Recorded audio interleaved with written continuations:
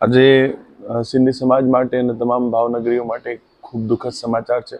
રાત્રે 3:30 વાગ્યાની આજુબાજુ મને કોલ આવેલું કે અમે હિમાચલ પ્રદેશમાં પ્રવાસ માટે ગયેલા હતા અને અમને અકસ્માત નડ્યું છે એવું મયંકભાઈનો કોલ હતો।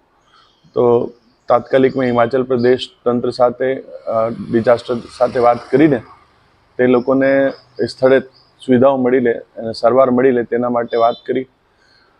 ટોટલ 9 જણા ફતનાની ફેમિલી અને ભોપાણી ફેમિલીના આ પ્રવાસમાં ગયા હતા, જેમાંથી 4 જણા અત્યારે સારવાર હેઠળ છે અને 5 જણાનું દુઃખદ અવસાન થયું છે।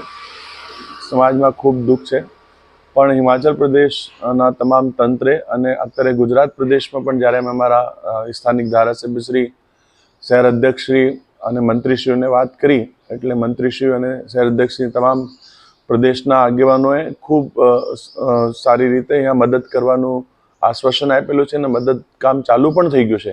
હાલમાં સારવાર હેઠળ 4 લોકો છે, એમને ચિંતા નથી બહુ, એમની અંદર ખતરાથી બહાર છે બધા, અને 5 જણા જે ગુજર્યા છે એમાં અમારા સમાજના વડીલ અને ખૂબ સમાજ સેવક એવા આપણા લલિતભાઈ ફતનાની અને એમના જવાઈ અને દીકરી, એમના વાઈફનું મૃત્યુ નિપજ્યું છે।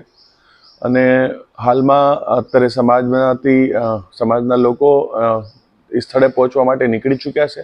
સાંજ સુધી સ્થળે પહોંચી જશું। આગળની વિધિ માટે ત્યાં જે સરકારી પ્રોસેસ છે એ પૂર્ણ કરીને પરત ભાવનગર આવવાનું પ્લાનિંગ છે।